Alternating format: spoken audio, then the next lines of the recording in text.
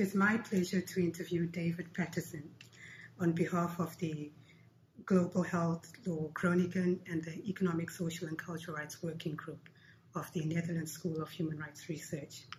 David is Senior Legal Expert on Health in the Department of Research and Learning of the International Development Law Organization here in The Hague. Welcome, David. Thank you so much.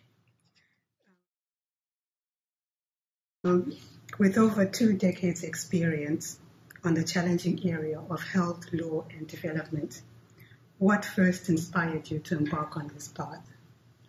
Honestly, Shona, so if I think back to when I was a law student, I actually wanted to be an environmental lawyer, but when I was studying in Australia in the 1980s, many of my friends were HIV positive, or we didn't know we were infected with HIV, and I volunteered as a law student with a group of lawyers working on legal issues around HIV.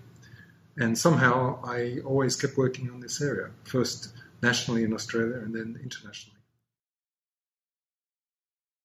Much of your work has centered on HIV/AIDS and the law, as you've just told us, for and with a variety of intergovernmental organizations and non-governmental organizations, both international and domestic. This places you in a unique position to offer a broad perspective on issues. What have been the main highlights in the fight against HIV/AIDS? For me, I think it has been the recognition of the importance of a human rights-based approach, and with that, the importance of community and civil society mobilization, because I think it's probably for the first time that there's been a global movement around a health issue based on international law. And I think that's what's so different and exciting about HIV. And I think this is what we can apply to other global health challenges. Thank you. And what were the main challenges for HIV/AIDS? Interestingly, after we had the test for HIV, the big challenge was discrimination and stigma associated with the epidemic. So that even though people could get tested and find out if they're HIV positive, and then later on they could get access to treatment, they were not getting tested because they were afraid of the discrimination that they would face. So I think that stigma and discrimination associated with the epidemic was the biggest challenge, and still is actually.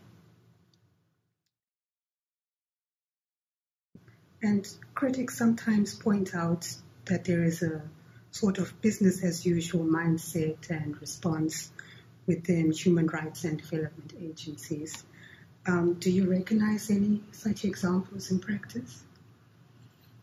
My experience has been that I've been inspired by the people I've had a chance to work with, always, and particularly people in the field, on the ground. This is where people are working under incredible hardships. In some countries where the communities they're working with are highly stigmatized, sometimes illegal.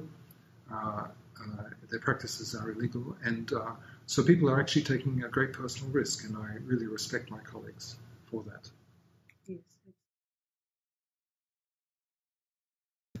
We are now on the eve of an expert meeting on NCDs and law, an issue that has the attention of the United Nations, member states, as reflected in the current drafts of the Sustainable Development Agenda.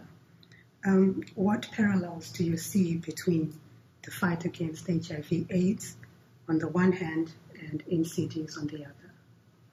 I think that's a very good question. I think the immediate parallels are the value of a human rights-based approach, and also the need for global mobilization and civil society engagement. But the challenges are very different. I mentioned stigma and discrimination.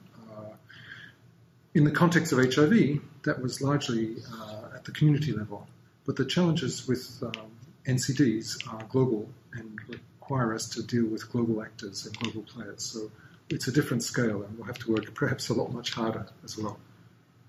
Could you maybe elaborate a little bit on global actors on a global scale? Transnational corporations, the tobacco industry, for example, the food and beverage industry, the alcohol industry.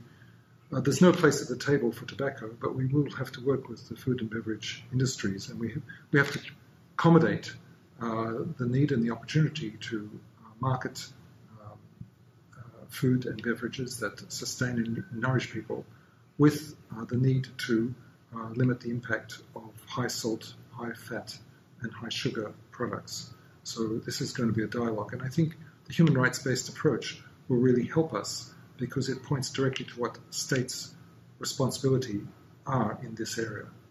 Ultimately, under the human rights-based approach, as you know, you have rights holders and people who are under obligations, the states under duty bearers. So this is the language that we are now going to unpack in the context of NCDs. So there's much to be learned and also some much new stuff to work on. Exactly. Yeah. And given this, what are the main challenges facing the human rights and public health community in the face of NCDs? I think that we have to almost relearn what we learned from HIV. From HIV, we learned of the importance of a broad-based community mobilization. And I think that with the NCD community, we're not yet working with all of the thousands of human rights NGOs out there that are tackling women's rights, children's rights, civil and political, economic, social and cultural rights. This whole broad community has to be engaged in the response to NCDs, and we've got a long way to go with that so far yet. Absolutely. And well, this takes me to almost the second last question, which is, well, what steps or recommendations, if any, would you offer the human rights and the public health community in the global south and in Europe to help address these challenges brought by NCDs?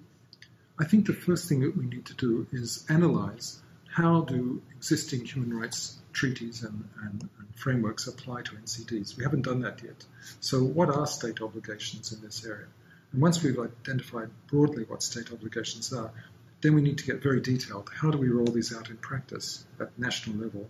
And then we need to have an accountability mechanism so that we can actually measure government progress over time and also how states are comparing, because there's a lot to be learned between states. There's already been some great work done on addressing, for example, marketing of food and non-alcoholic beverages to children.